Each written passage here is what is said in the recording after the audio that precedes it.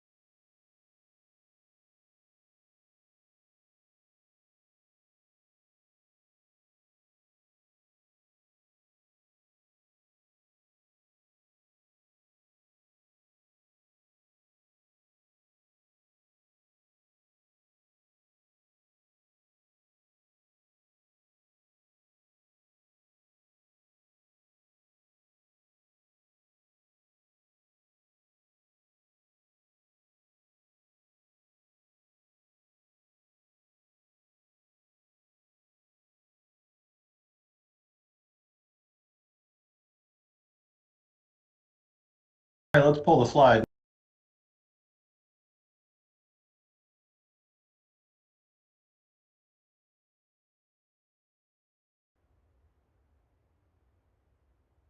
Well, good morning, everybody. Welcome to the Council of the Americas and the Americas Society for our panel discussion on the importance of an expanding trade and economic agenda for sustainable development in Central America. My name is Eric Farnsworth, and I'm pleased to serve as the host and moderator for the program today, which also falls under the auspices of our Trade Advisory Group activities. Central America is once again trending, to use the terminology of the kids these days. Economies are struggling, COVID is raging, and democracy arguably is failing the people. Hope for a better life and the hopelessness of current conditions is a powerful motivator, and migration has spiked. A bit more aid for the region and a bit less corruption won't change that. What might make a difference, and must be considered as the Biden administration seeks to identify and address the root causes of migration, is increased trade and greater investment. Without economic growth and job creation in the formal economy, these progress will be difficult to sustain. And what are people to do if they live with insecurity and limited prospects to improve their lives? Well, they migrate. Trade and investment are not panaceas, but progress is impossible in our view without them. And so we want to bring to focus these issues today to discuss what needs to occur and how to achieve it. One idea, which the Council of the Americas supports, is the linkage of the USMCA with North America and the Central America Dominican Republic Free Trade Agreement, increasing market size, standardizing regulations, and building supply chains, among other benefits. And there are other possible actions as well. The key is to understand that the private sector must be fully involved as partners for development, looking for ways to increase opportunities while decreasing obstacles for economic growth. Here with us this morning to discuss these issues are three true experts, and we're fortunate to have them. Juan Jose Daboob is the president of the Daboob Partnership and also Think Huge, which we'll hear more about in a minute. He was chief of staff to the president and also the finance minister of El Salvador during the CAFTA-DR negotiations, and he has extensive government, World Bank, and private sector experience. Juan Jose, it's great to have you with us. Antonio Ortiz Mena is senior vice president with the Albright Stonebridge Group, previous to which he was the head of the economic section of the Mexican Embassy in Washington. He teaches at CDE and Georgetown, and important for our meeting today, held numerous NAFTA-related positions with the government of Mexico. Barbara Kotzwer is executive director of the Visa Economic Empowerment Institute. Her trade credentials are truly impressive, along with the other two guests. She develops them at the World Bank, the Organization of American States, and also the Peterson Institute. Barbara has taught economics and Latin American studies at Georgetown for over 20 years, but more importantly, she's been a friend of mine for even longer than that. So Barbara, we welcome you as well. And Antonio, we are delighted to have you. So let's jump right in. Enough with my brilliant introduction, and I say that with tongue in cheek. Let's get to the purpose of the conversation, and that's to speak with each of you. Juan Jose, let's begin with you. We hear a lot about addressing the root causes of migration from Central America these days. Give us a sense from your perspective on what really needs to be done to increase investment in the region as a way to potentially help address some of these root causes. What do you think needs to be done? Well, thank you, Eric, for the invitation, and good morning to everybody joining us today. Indeed, as you suggest in the introductory remarks, there are push and pull factors that make people look for opportunities somewhere else. And what we are trying to do is to make the American dream in each of our countries, that is in Honduras, El Salvador, and Guatemala. And indeed, private sector job creation is the best tool to alleviate poverty and to have sustainable growth. It is also possible. We have done it. As you know, El Salvador was the scenario where the last war of the Cold War was fought, and we were able to overcome that. And together with the rest of the countries, we have, a significant amount of resilience, to natural disasters, to insecurity, and that has a lot to do with the fact that, we have a lot of hardworking people who want to make things happen, who are not necessarily waiting for governments to do, everything for them. But one thing remains very important, and the governments are not necessarily delivering on that, and that's on the security front. More security is needed, and that includes personal, legal, and national security. So these push and pull factors also, of course, have to do with how the United States does in terms of, in such a developed country, the availability of jobs and the different services that one can have is a great temptation, but also family reunification. So yes, there are some root causes that are not too different from what we have had in the past 200 years, so there is nothing really new there. What I think is new today is that we just had a significant event with COVID last year that has shown us that the geographic closeness, in addition to the family connections or links, due to the fact that in the case of El Salvador, some 22% of our population lives in the United States, about 16 from Honduras, and about 10, 12 from Guatemala, and between 16 and up to, in some cases, 20% of the GDP of our countries is very much linked to the remittances that come from the United States. So that combination of factors should also tell us that there is a great opportunity in what has been very disruptive to everybody. On one hand, COVID has shown us that we need to have suppliers closer to us, but it has also shown us that the tension between the United States and China will continue to increase. And if we are able to attract some of the investments that are currently in Asia to our region,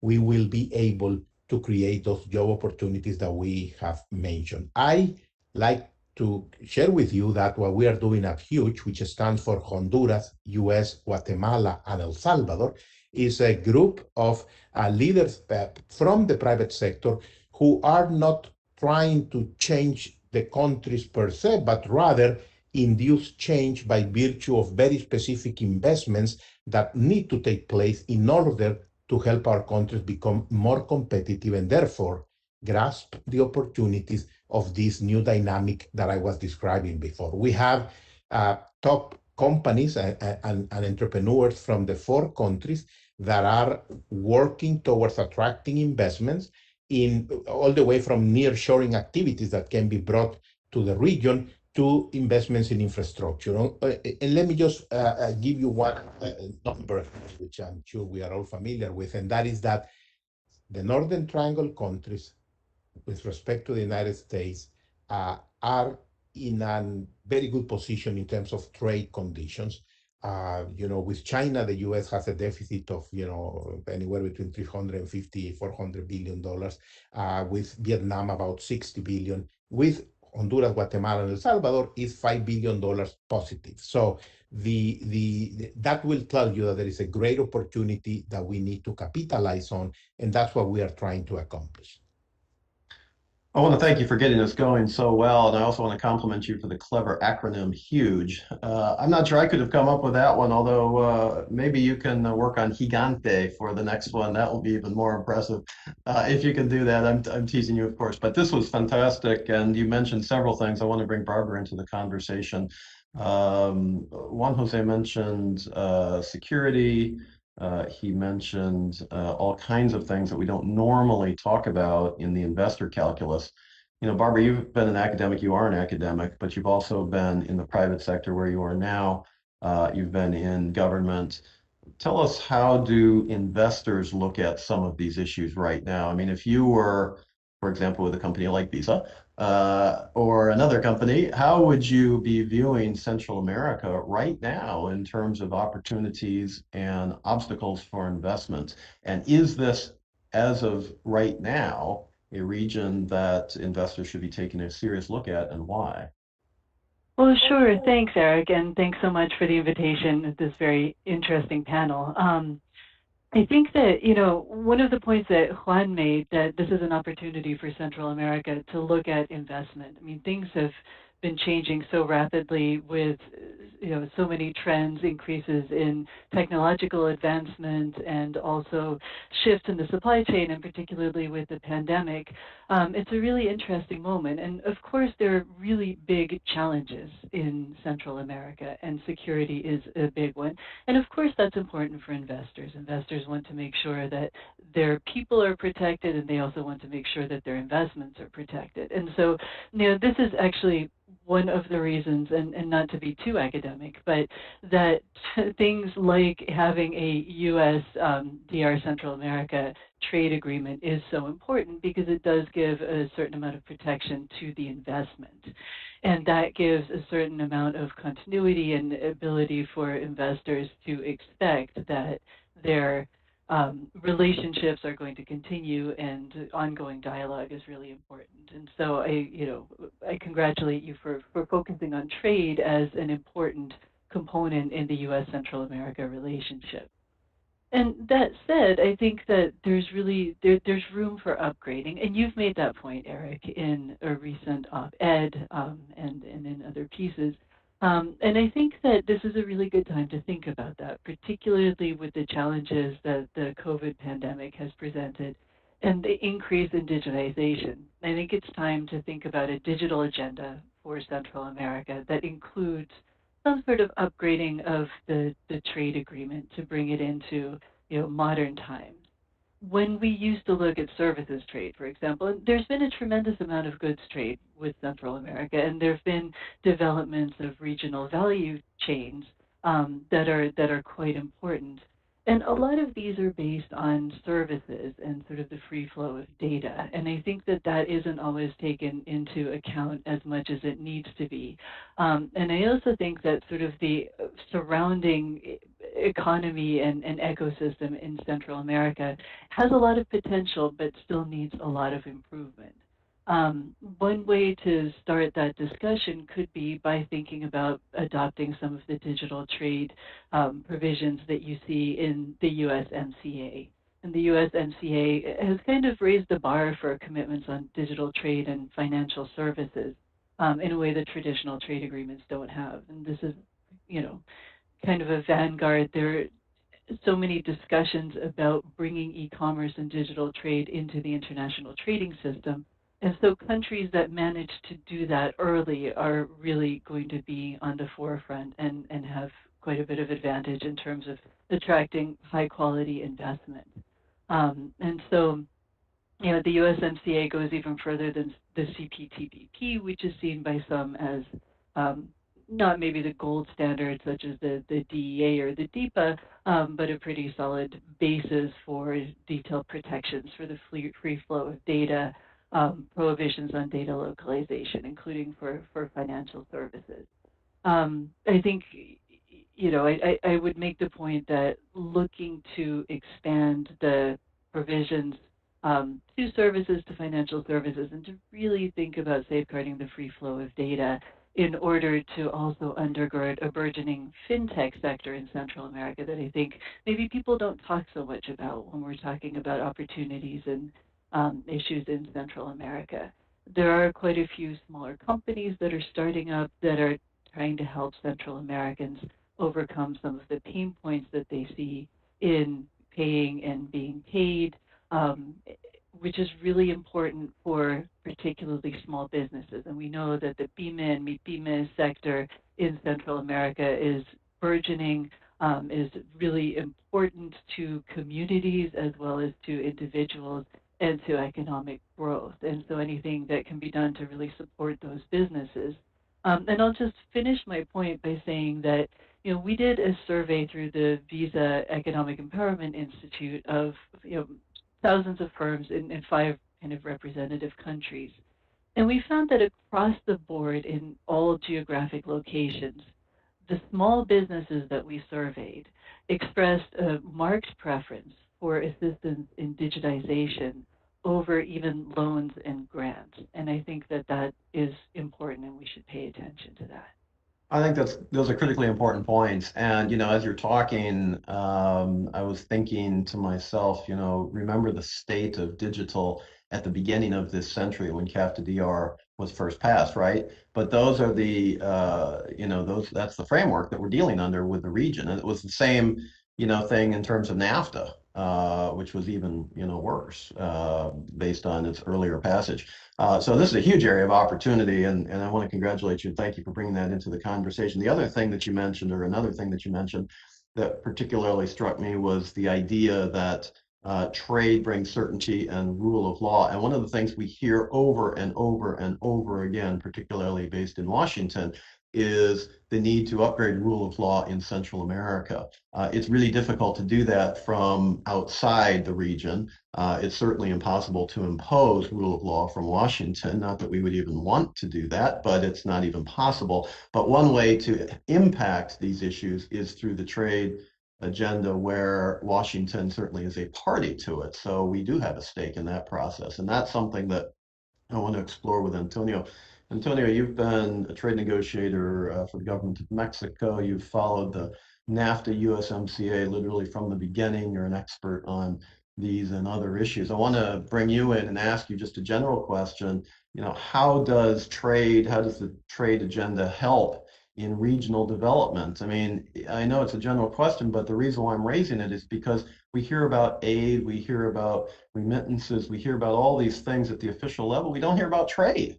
What do we need to know about that? Why is that the dog that hasn't barked? Yeah, well, thank you, Eric, and thank you for the invitation. Great to be here with Barbara and Juan Jose. I was reminded of the NAFTA negotiations, and one of the sound bites back then was give us trade, not aid. So I'm talking like, eons ago, right? We're back in the same place. My sense is that trade and investment can play a very significant role fostering sustainable economic development in Central America in the short term. And I'll try to share some provocative thoughts to suggest some ways that we could do that. First of all, there's no magic bullet. There have been a number of studies. We have been with CAFTA-DR for 15 years. So sorry for that anticlimactic comment, right? But I do think there are some specific things that can be done. Number one, Barbara stole my thunder. I was going to say focus on trade and services. It's not only good, but I guess that's what we both teach at Georgetown. We complement each other. So thank you, Barbara. Trade and services. Now, trade and goods. Juan Jose mentioned a number of challenges, including corruption, institutions, and security.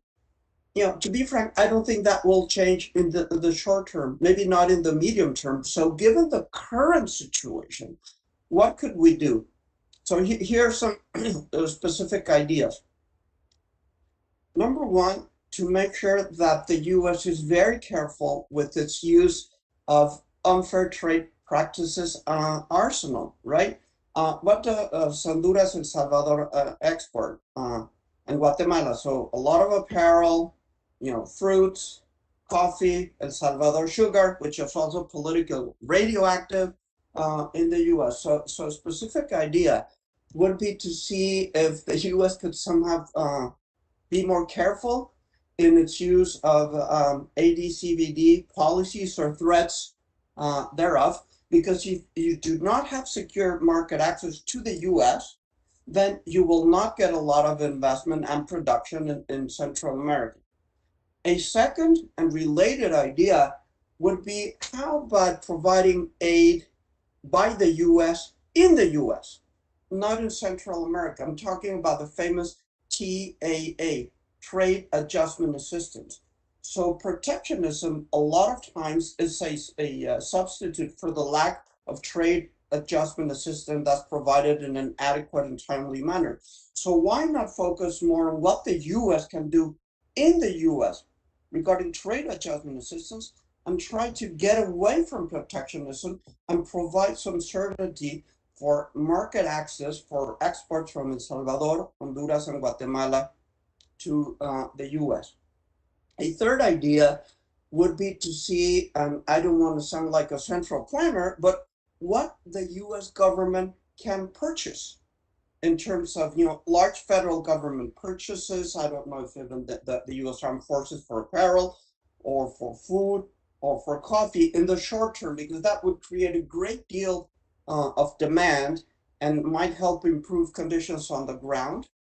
And something that's already been tried, but I think there's more to do here, and is to have large multinationals bring in Central American companies into their supply chain, and then sell those goods in the US, directly labeling them as produced in Central America or helping Central America, so that people know what they're buying, know what they're getting. So you can get a consumer reaction when you buy apparel or plátanos or coffee or sugar, so that there's a social component. And I'm sure that large segments of the market will be very sensitive about the doing good and doing well. I'll acquire this good because I'm doing the right thing. So, lastly, I think Juan Jose also mentioned some figures. I want to put things in perspective. Mexico exports about $1 billion worth of goods a day to the US. The Northern Triangle, if my calculations are correct, export about $14 billion a year. So that's 2 weeks worth of what would be Mexico-US trade. So let's keep things in perspective. Again, let's try to let trade from Central America flow as freely as possible, and not try to fix so many things in Central America now, but see what the US can do in the US. So those are some ideas I want to share. Those are great, and specific ideas are very relevant in the current environment, which we need more of. And your comment about being threatened by Central America reminds me of some of the talking points we used to use back in the CAF to DR confirmation process or passage process in the United States. You heard various interest groups and sometimes individual members of Congress say things like, the United States was being threatened economically by a country the size of El Salvador, which is just ludicrous. To keep it in perspective, the relative size of economies, the number of jobs at stake, and the broader foreign policy and social development interests, I think also have to be part of that conversation. Antonio, thank you very much for that. So let me bring Juan Jose back in. I've just implicated El Salvador on purpose because I wanted to segue into your next comment. The question I would have for you as somebody who has been directly involved with CAFTA-DR from the inception and from the beginning, and now working in the region for the last 20 plus years to bring investment to the region, what are some of the things you wish we would have known then when we were negotiating CAFTA-DR so that where we are now would be different and perhaps more positive? Or did we do it as well as we could have back in 2002, 2003? The world has just progressed and we just have to, make changes appropriately. Did we learn any lessons? How can we apply them today?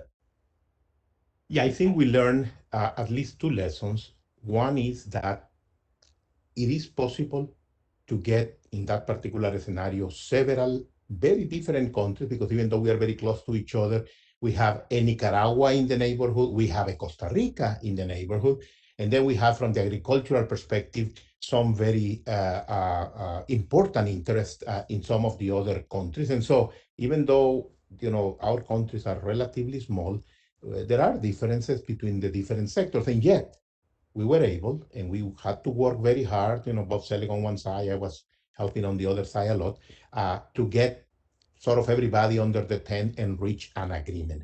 And then we also had a similar experience with the investment that was made in CIEPAC, which is the transmission network of electricity that comes from the southern part of Mexico to the northern part of Colombia. And one of the lessons of those two, CAFTA-DR and CIEPAC, that we need to do now, and this is what we are trying to do is that we have good leaders in at least the three countries of Honduras, Guatemala, and El Salvador, who were sort of thinking in the same direction. I mean, in the government side, but also the private sector became very much involved. And by the same token, we have two adults in the room, the US and Spain, in the case of the CIEPAC project. So it is important to replicate and emulate the scenario where if, for example, we don't have the kind of leadership in the public sector that we need, at least thinking in the same direction, because as you know, there are some tensions, we have to somehow fill that gap with leaders from the private sector, and again, with the very strong and clear participation of the US as the adult in the room. And so with that in mind, and sort of building on something that Antonio mentioned very well, there are short-term opportunities that we need to capture. And even though, I agree with Barbara that we need to go into the knowledge and technology area even further and faster, the fact of the matter is that people from my countries, from the three countries, have been coming to the United States now at a rhythm that is very, very worrisome for everybody. We are losing talent, and the United States is having a very tough political discussion. If you compare 2018 to today, you will find in Texas, Arizona, and other places between 200 and up to 2,000% increases in the number of people that are coming here. And the root problems have not changed in the countries. Other things have happened here in the United States that creates a pull factor. So we need to go into some of the things that Antonio was mentioning in terms of getting the US side of the equation more involved. And the US has DFC and other instruments that is using to try to encourage that. But I want to do something even more pragmatic. We are creating clusters, which is a very old concept, but in a very practical way. For example, in textiles, that there is not much value added, etc. However, we are creating, like a zero carbon, very sustainable manufacturing capabilities, where if 10% of the current exports of textiles from China to the United States, if 10% of that was to come to our three countries, that's 1 million new jobs. At an average of 5 people per family, that's potentially 5 million people that will not have a temptation or as high of a temptation to leave their family and come to the United States. So we have to look at textiles. And in our cluster, we have US firms like Pardale Mills, Sanmar is joining, and then we have very large companies, Salvador, Guatemala, and Honduras, in that part of the cluster. and we are working in the infrastructure that is needed in order to absorb or to attract that 1 million new jobs. And then the same approach of the textile cluster in agribusiness, in knowledge and technology more broadly, which, by the way, with Visa, and we're working with the Bosch Institute, for example, on an electronic wallet. I am in the board of one of the largest banks in Central America, working with Visa and others precisely on what she was referring to. So, bottom line, there are lessons learned from two experiences that, as of today, continue to produce some positive results, like CAFTA DR, not in the proportion and in the magnitude that we should and need and hopefully will, and with the modest example of CIEPAC, but also, and with this I shut up, we also have, and we are trying to attract very strategic US investments like 5G telecommunications technology and natural gas. And this is depending on the administration, there is passion or not passion for natural gas coming to our region. But for us, for our energy matrix, it will be very, very important. And finally, politically speaking, there will be less dependence from not so friendly countries in Latin America, but rather a much closer relationship with the United States. One of the things that I find so frustrating about attempts to manufacture in Central America generally is the cost of electricity, and I mean, it's not competitive, and it's also not particularly clean. At least now it's becoming cleaner with the use of natural gas and hydro and things like this. But your points are very, very well made, and I think go right to the heart of some of the things we've been trying to say in the context of the ability of Central America to leapfrog in terms of production. The world is going toward a green manufacturing, green production model. And some of the things you just said in the context of textiles, where the region's already competitive, to me are very compelling. And it reminds me of during the whole TPP discussions, and Barbara referenced CPTPP, but I'm even going back to TPP. And the one group that I was always lobbied on, who were really opposed to it because they were afraid of it, was Central American textiles producers, because they didn't want the competition from Vietnam, and I got that. And what I mentioned to them once the Trump administration pulled out of TPP was, now's your opportunity to make yourself fully competitive, so that when TPP comes back onto the scope for the United States, or CPTPP was evolving at that point, you'll be able to participate as full partners and be competitive even against globally, global powerhouses like a Vietnam and others in East Asia. And as those supply chains are shifting now, particularly as a result of COVID and the need for supply chain resiliency, the opportunity to me seems compelling. I want to thank you for raising those points. Those are really important, and hopefully, folks in the venture capital and the equity sectors, as well as the manufacturing sectors, are listening, because I think the opportunities are there. And they have a real chance to succeed, in my view. Barbara, let me turn to you. Juan Jose mentioned the private sector. I've mentioned we've all mentioned the private sector, the importance of partnership. But let me deal with the elephants in the room. There are people all over the place that say the private sector is fundamentally corrupt, particularly in the part of the region that we're talking about. And are not worthy partners. And I'm creating a straw man here for you to knock it down, clearly, but it is an issue. And so let me ask you the question. You're with the private sector now, and you've seen it from other perspectives as well. What is the role of corruption in holding back investment in the region? And is the regional private sector a good partner, or do we have to find ways to work around the regional private sector? Very, very small, easy to answer questions, Eric, as always. Well, you asked me to be provocative at the beginning, so I'm just trying to I should be careful when I do that. No, I mean, that's a great question, and coming off Juan Jose's excellent points and Antonio's points as well. There's so much to think about in terms of how the private sector can engage, positively or not in Central America. And so I would say, how do you work with the private sector in a way that is less corrupt and in a way that makes sure that the good actors are the ones that are helping provide solutions. Juan Jose mentioned, Visa worked with the government and with, I think, 10 or 11 of the banks in the region to help figure out solutions to get money to citizens during the pandemic. And I think that you really need the public sector's knowledge of the local situation and then innovations by the private sector. And in this case, having an international company partner with the local private sector helped us get to a solution really quickly, and we were able to disperse more than 6 million disbursements with the participation of sort of 11 different issuers in El Salvador. This was a program called Bona Familia, which I think was a really nice example of collaboration. You don't always have that, but the private sector does spend quite a bit of time talking together.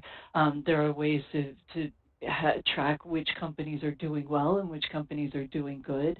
And so you have to have your eyes open and work with, particular guidelines. Our company operates under, very strict guidelines in terms of our behavior. And I think that, you need to keep a good standard.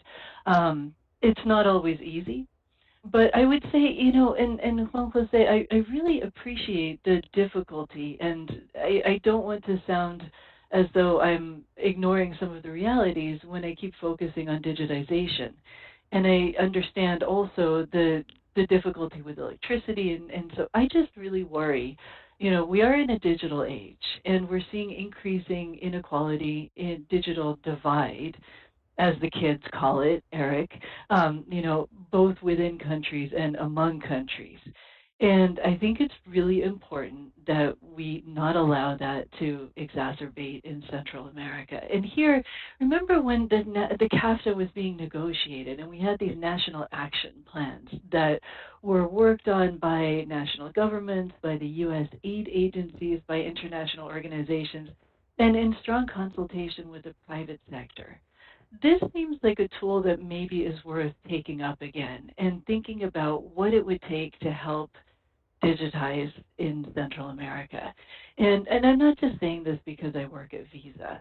I'm also saying this because in previous jobs, when I've looked at what it takes to attract international investment, this is it for a couple of reasons. One, the textile sector, and I know we have some great textile experts in the audience, and hopefully they'll weigh in and correct me if I'm not right. But you need digitization in order to be the most efficient and the most effective providers. And the Central American textile industry is great. I mean, most of my T-shirts are from Central America, and it's because I prefer the way they fit and feel. So I think, but you still do need to improve if you want to continue to, you can take advantage of geopolitical events, and so, but fundamentally you need the infrastructure and you need the ability to enable the population to really take advantage of the small businesses and consumers and also some of the obviously the bigger businesses. And if you look at Central America, I mean, just the fact, and I think that, Eric, you mentioned this in one of your pieces. If you look at financial inclusion, for example, there's still, across the board, the region has done much better. And so if you look at the data from the World Bank since they started collecting this in 2011, you've seen a pretty big increase in the number of folks who have access to a bank account. But across the region, on average, it's still a little bit below half. And there's still a pretty big gender divide. And I think that there you have a real opportunity. I mean, if you take into account the fact that the IMF is now doing a lot of research on financial inclusion and what that means for growth and what that means for income equality. The IMF has typically been tasked with looking at financial stability. And they consider financial inclusion an important component of financial stability. So it's an important component of trade, it's an important component of investment, and it's an important component of financial stability. It just seems like a logical place to focus on for those actors who want to help Central America do well. digitizing also, we did a study with A.T. Kearney a couple of years ago that finds that increasing digital payments by about 10% per year can lift global GDP by eliminating the shadow economy. If you look at corruption, that's one part of corruption. The more you bring into the formal sector and the more you strengthen the formal sector, and of course the formal sector has to behave well, but you eliminate some of those touch points for potential shadow economic activity. And so this is, as you said, it's not a silver bullet, but it's certainly worth thinking about if we think about where to invest to strengthen Central America's growth, investment, and trade prospects. Well, and if there were a silver bullet, I suspect we would have shot it already. And so, but your points about making progress where we can, particularly in the digital space, ring very, very true to me. And I suspect many in the audience who are watching as well. Just to reiterate what Barbara already teased out, to the extent that you have questions, would like to be added to the queue, just send me a private chat on the WebEx here, and we'll add you to the queue. We'll try to bring you on screen. If that doesn't work for whatever reason, look, we're a nonprofit, we're not a technology group, then we will, I'll endeavor to ask your question on your behalf, but we already have a couple. Just send me a private chat. And as we're collecting those, let me turn again to Antonio. Antonio, let me ask you to put on your hat from Mexico, if I can. Not to suggest that you're with the Mexican government or anything like this, but how would you anticipate, well, let me take a different tack. We oftentimes talk about these issues from a Washington perspective, right? United States and Central America, CAFTA, DR, et cetera, but there is another huge actor in this whole space, which is Mexico. And we oftentimes don't think about Mexico from the Washington context. And yet, this seems to be an area of obvious potential collaboration between the United States and Mexico across administrations. So from your perspective, what might be some of the things we could think about in terms of Mexico's interests in Central American regional development and ways to collaborate perhaps with the United States, particularly now as partners along with Canada in the new USMCA? Yes, thank you, Eric, for another easy question. What you get to Barbara. So let me share some thoughts. First of all, as a lot of people in the audience will know, the southeast of Mexico is the poorest region, the most economically underdeveloped region in the country, and that is, close to Central America. And the current Mexican government, I would say, has rightly focused on developing the southeast of Mexico. However, some of the same challenges facing the Mexican southeast are also prevalent in Central America. So I think a similar challenge, but again, that could be a solution, would be to really favor investment in renewable energies, especially wind and solar. Some of this can be done in small scale, because right now the challenge is no longer having reliable access to energy at competitive prices, but having access to reliable energy at competitive prices that is generated through clean energy, which could be gas, or through renewable energy. So the equation has been completely changed. So I say part of the challenge that Mexico faces could be also the solution if the Mexican government can find a way to work constructively with domestic and international investors, maybe using the brand new USMCA to really foster investment in energy. For me, that's either a big solution or the Achilles heel of the whole development project of the southeast. A second idea has to do with supply chain resilience, which is a big concern for the US and where Mexico and the Northern Triangle can be a big part of the solution. However, my sense is that most focus has been on regulatory issues, what industries are shut down or not when there's a pandemic, how to deal with the pandemic and things like that. I do think that an opportunity to work together is related to cybersecurity and cyber threats. Over the past few weeks, a pipeline, a large meat processing plant, and dozens of companies were affected. I'm talking about the US, I'm not talking about Mexico, I'm not talking about Central America. So I believe that the US Canada, the US, Mexico, and the Northern Triangle really need to start working together on cyber. They can affect, of course, digital trade and the digital economy, but they could just as well affect an agribusiness or an apparel company. And I think that working together in that region would provide more confidence for foreign investors that is a good place to invest in the southeast of Mexico and in the Northern Triangle area. Boy, those are some compelling comments. I love your analogy about either the magic bullet, that's Barbara's phrase, or the Achilles heel, that's yours. It almost references a Greek tragedy. No, I mean the seeds of your own destruction are your greatest attributes. That's a really interesting point that you just made, and the connectivity on energy in particular. And that's not just a Mexico, Central America, that's a North America, Central America issue now. I mean, that brings in Canada, it brings in the United States, certainly investment in Mexico. I mean, it's a mega issue.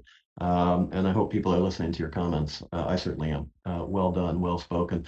We do have a couple questions, and let's see if this works. Let's go first to Steve Donahue. Steve, we're going to try to bring you onto screen and then open up your video and audio and ask your question. And if it's directed to an individual, please do so. If it's a general question, that's okay too. And then we'll let the panelists respond. Thanks very much, Eric, and thanks to the team for doing this.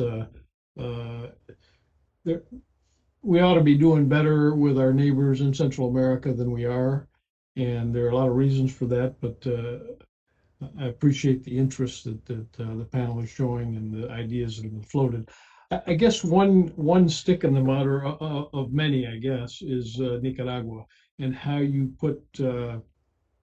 play Nicaragua into the context where we're trying to do better despite all the corruption issues in the Northern Triangle countries. But we've got Nicaragua that just is, especially of late, been a real ugly actor politically in trying to, the Ortega Murillo regime trying to stay in power and limiting any political expression, detaining without lawyers, without family visits, all of the political leaders that had a reasonable chance of being elected. What do you do with that in the context of trying to do good for our neighbors in Central America, and yet you've got one actor that is completely out of step with the rest of the region? You're on mute, Eric. Yeah. And so why don't we start, Juan Jose, let me ask you if you have some initial comments on that. Nicaragua is part of CAFTA-DR. We did not put a democracy clause in the original CAFTA-DR, despite what some people wanted at the time. And so the question is, what now? I thought you were going to answer that one, Eric. Don't pass it to me. I only take the easy question. I think that there is a role for the Central American countries to play, which has not necessarily been played as consistently as it should. For example, there are effects of the situation in Nicaragua that touch Costa Rica very significantly, but also it touches countries like El Salvador. During the collection of coffee season, for example, a lot of people from Nicaragua come to pick coffee in the northern part of El Salvador and also in the southern part throughout the country.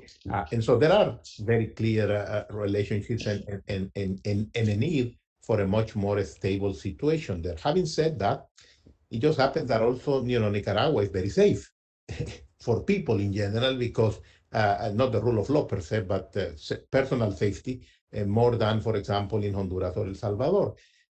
I think that one needs to, on one hand, the Central American countries need to be more active in the type of engagement, but they won't do it without a much more clear decision on the US side in terms of how it wants to play that card. And I don't think that has been very much revealed now for, I would say, 2 administrations for different reasons. The other country which only now is again in the radar screen is Haiti. It's not part of this equation, but it has, and the other one is Bolivia. So you have the three poorest countries, hippie countries, together with Honduras, but Honduras not in that scenario, that we tend to, from the US side, just pay attention when something happens in that moment. And the type of engagement needs to be much more, permanent, if you want. And in some cases, I think we have missed the opportunity of supporting the kind of changes that are needed because we want to be too purist, and that sometimes doesn't work in real life. We need to be much more pragmatic in some decisions in some contexts. Yeah, it's a real challenge, and you've really highlighted that. Well said. Thank you for your comments. Would either of the other panelists care to take a stab at this very important question, or more generally, what happens when countries who are currently part of, an existing trade agreement, I can think of others in Central America, maybe going the wrong direction on the democracy scale? What do we do? Trade, as I mentioned in my set of comments, is not a panacea. It does not guarantee democracy. Folks like me have argued for a long time that it supports democracy, it helps rule of law, it builds economies, but it's not a panacea. So what do we do in the very difficult circumstance? And this isn't a fair question because maybe there's no answer, but what can we do when you have trade partners who pursue a different value set than what you think is convenient? It's a challenge, no? Would either Antonio or Barbara care to make a comment? Well, I would defer to Antonio, who has done, work on the diplomacy front and is an esteemed political scientist. But I would just say that it's really important to, sometimes countries are going to behave in ways that are not amenable to all. I agree with you, Eric, in your support for economic growth and prosperity generally being good for democracy and for rule of law. But it takes a long time. And I think that, regional integration is tough. And I think, obviously, a minister of finance of El Salvador doesn't need to be told that by somebody from the private sector. But I think that having sustained engagement and trying to identify ways in which to help the region with its integration and just continue to prosper while taking diplomatic approaches to dealing with important issues when they arise. Is probably the best that we can do at this point. I don't think I can add much more to what Juan Jose said. Antonio? Yes. One thing I would add is that I do think it is important to have very frank political engagement at the highest levels, and ideally not only between, say, the U.S. and Nicaragua. Other important countries in the region have a view, and I think have something to contribute. So the U.S. not going it alone might be useful. That's one item. And secondly, we do have a very interesting case study called Cuba, right? You do not want to engage economically to foster political change. I don't think that has been very successful. That policy was revisited under the Obama administration, and tough political dialogue kept ongoing at the same time. With all the respective difference, I would say there are some lessons to be learned. I think it's important to keep engaging economically for the private sector in the U.S. to do what it does well, and for the political actors to remain engaged. Just just saying I won't engage or I'll do sanctions or this and that, at least from one important country in the region, we know it doesn't always play out the best way, either for political solutions or for the folks who live there and are victims of political turmoil, and they're just being used as pawns. So I would say that we should reflect very carefully on what has been tried before and not worked.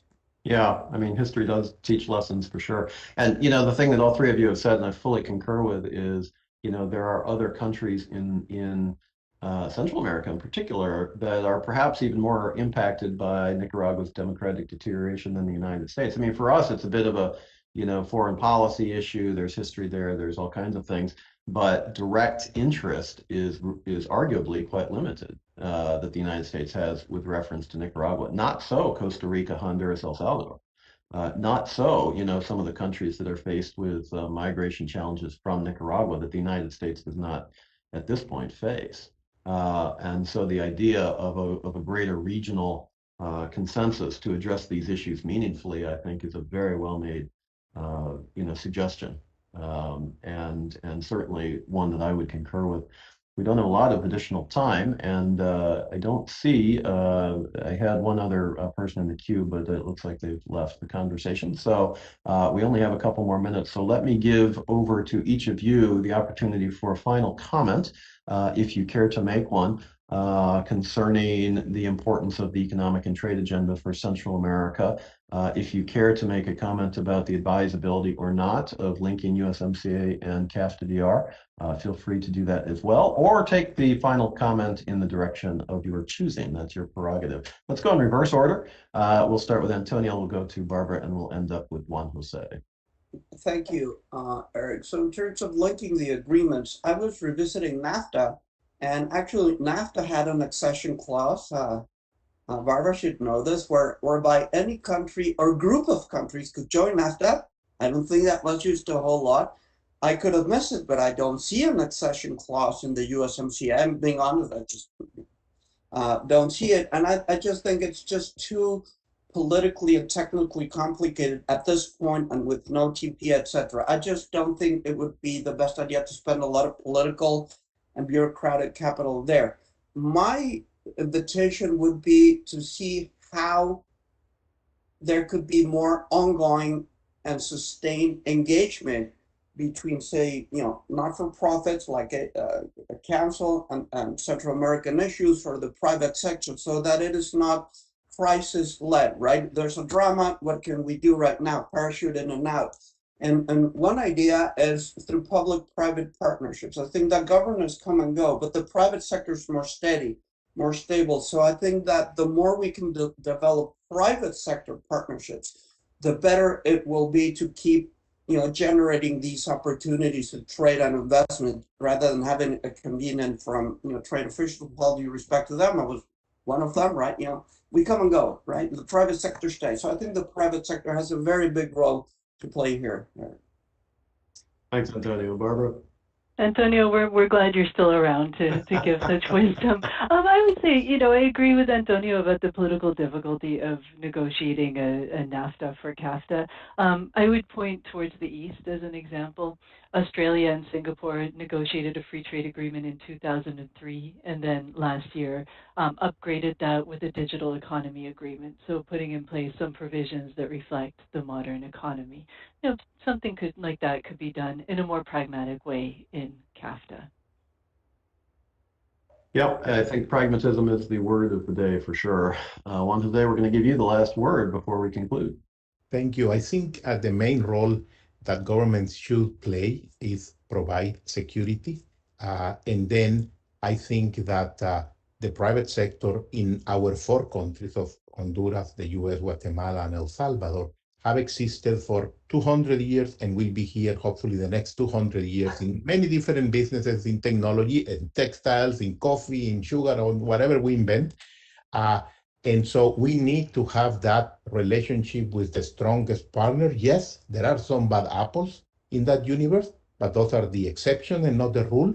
And so we need to continue to work towards achieving, double bottom line investments where there are decent returns, while at the same time creating a positive impact in the communities where we are located, where we are based. If we are able to create more private sector-led jobs, economic growth will happen, sustainable jobs, sustainability will also take place because of the many incentives that are now in place. And geopolitically speaking, is a much better and a stronger proposal to be closer to the US than with any of the other powers around the world who are very much present and increasing their presence in our countries, in addition to the transnational criminal organizations. So if you have players like China and the transnational criminal organizations so present in our countries and the US need to work a lot on the security front and let the private sector help in removing the obstacles that impede people taking destiny into their own hands. Well, that's a very compelling place to leave it, and it does seem as if we've got a lot more to discuss. So I hope you'll all come back at some point. Although we did cover a lot of ground in a very short period of time, I want to congratulate each of you for your very thoughtful contributions to this conversation. I meant what I said at the beginning. We are fortunate to have been able to attract each one of you to join us as panelists today. And look forward to having the opportunity to continue to work with each of you and the many folks who are also engaged on these issues broadly. They are long-term issues. They have been with us, Juan Jose mentioned, for 200 years, probably longer than that, but then they'll be with us for a good time to come. But that's no reason why people of goodwill shouldn't do what we can to help address the issues. And from our perspective at the council, the private sector really needs to be a full partner in that effort in whatever guise governments are able and willing and prepared to work together with the private sector. So we leave our audience on that note. We thank you for joining the Council of the Americas once again for this session. You will be seeing more from us on Central America and trade policy and all kinds of things that you've come to know us for.